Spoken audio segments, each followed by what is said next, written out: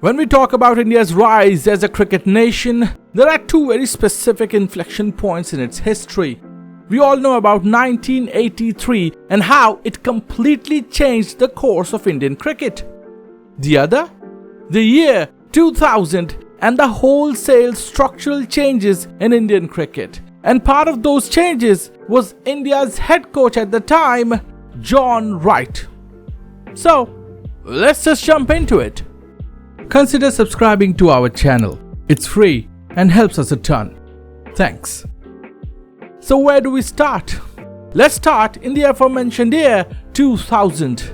The entire Indian cricket was in dire straits due to being hit by the biggest scandal cricket may have ever seen since the Kerry Packer World Series controversy.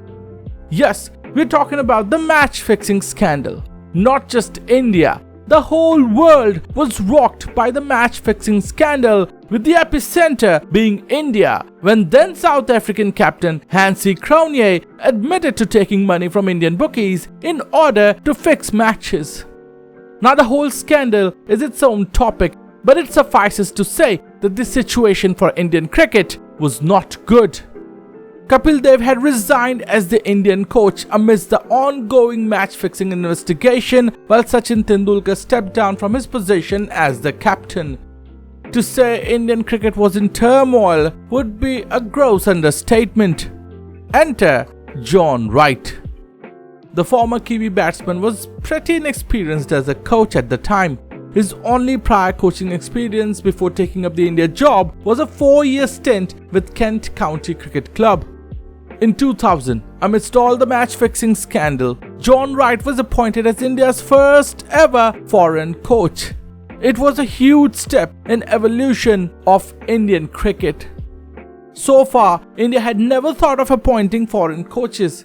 Since 1992, when India started handing out proper coaching contracts instead of tour-wise managerial positions, 5 coaches had been appointed. Ajit Wadekar, Madan Lal, Sandeep Patil, Anshuman Gaikwad and Kapil Dev, all Indian.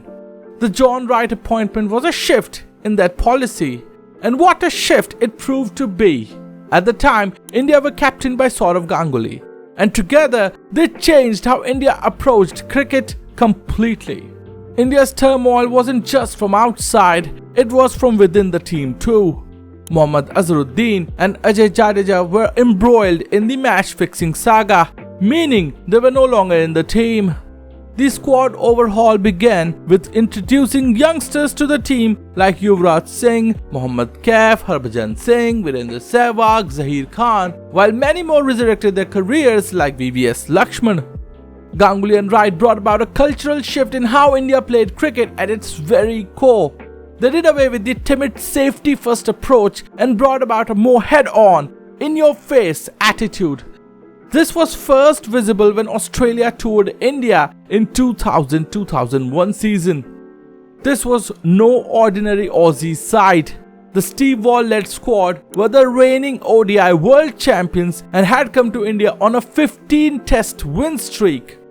Despite India having shown improvements in tests, especially at home, where beating India was very difficult, and seeing Australia had struggled against Mumbai in practice matches before the start of the test series, India weren't given much of a chance against this all-conquering Aussie side. After all, the last test series in Australia was a whitewash for India.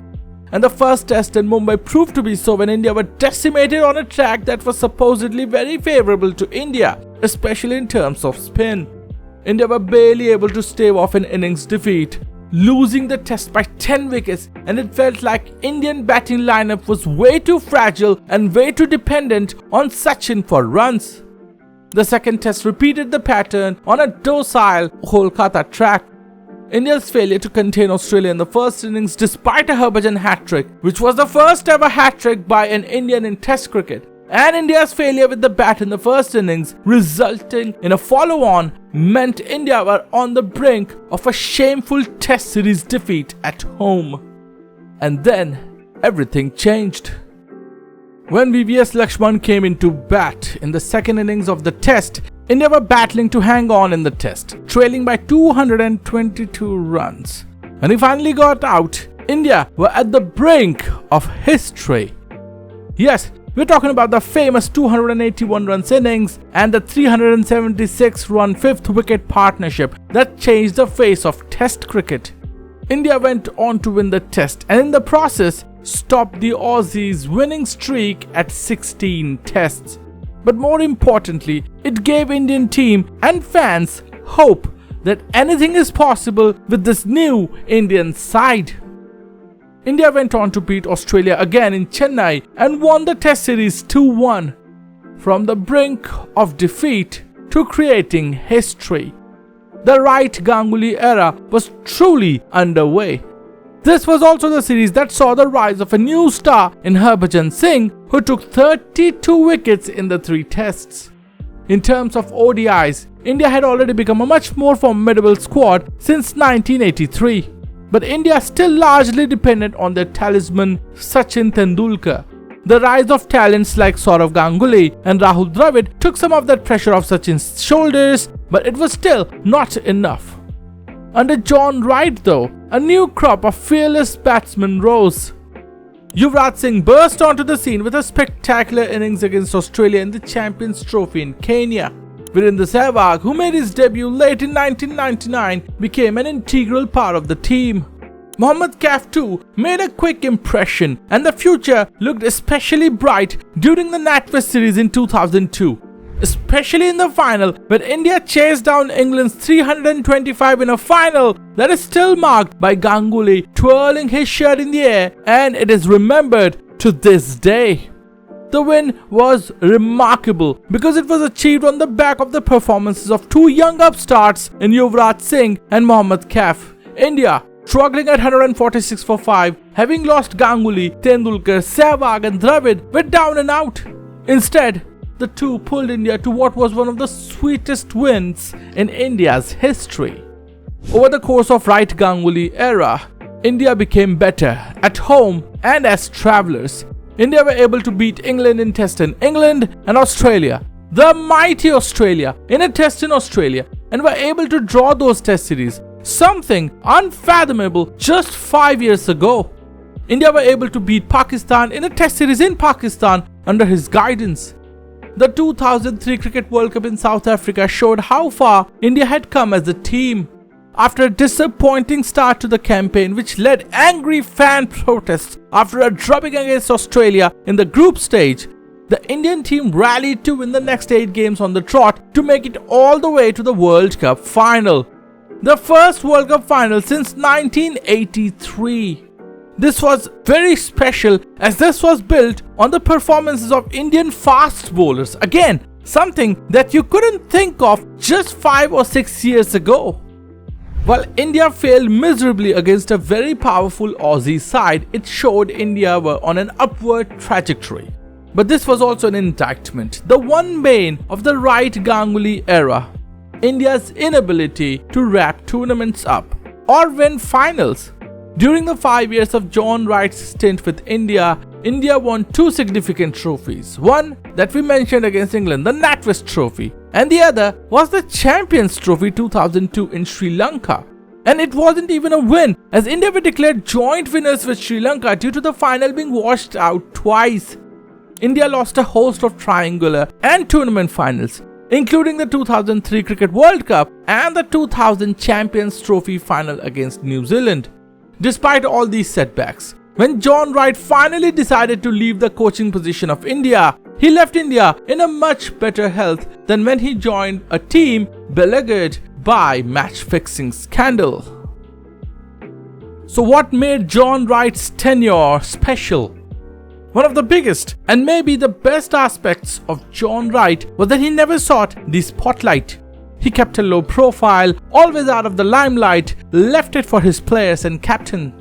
Where Sourav Ganguly was a bombastic and outspoken, John Wright worked in the background. Sandeep Patil, an India A coach during the time, said, "I think John was the ideal coach for India. He was soft-spoken, polite, well-mannered, always kept to himself and was happy to be in Sourav Ganguly's shadow.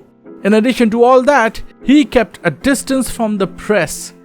He managed that so well that he was hardly in the news." Patil also noted, during his tenure, there was no seniors or junior business. It was one team. He believed all seniors were leaders in some way. He gave them respect and a free hand. Patil contrasted his style with Greg Chappell, who had taken over from John Wright and who proved to be controversial and detrimental to the Indian team, stating, "Greg is a very strong personality, very aggressive. The moment Jagmohan Dalmia said, 'You have a free hand,' he thought that he can change everything overnight. John waited and learned the system. Greg wanted to change the entire system, the entire thinking and the selection process." John Wright's humility reflected in his refusal to take credit for India's success under him. When India reached the #1 rank in tests in 2009, he gave all the credit to the players, BCCI, the fans, and Gary Kirsten and his coaching staff, saying, "India deserves this, not only the players and the board, but also the fans. I always knew that India has the ability to become the best test team in the world. I'm also pleased for the players, Gary Kirsten, Paddy Upton, and the BCCI. I know the board is a tough taskmaster, but it is fantastic. I'm very pleased for your country. They are the best in the world and they truly understand and celebrate their cricketers' success." Since his stint, India has gone on to become even more successful, winning an ODI World Cup, a T20 World Cup, a Champions Trophy, and countless Test Series wins, including series win in Australia. But being honest, all of this can be traced back to John Wright taking over the reins of a flailing team. It was his tenure that instilled the belief this Indian cricket team lacked at the time, and he expertly navigated the extremely complex political systems around him while doing so. For that, he will forever be etched into Indian cricket history's memory. Thank you for watching. Like, share and subscribe for more content like this. This is Cricket Archives.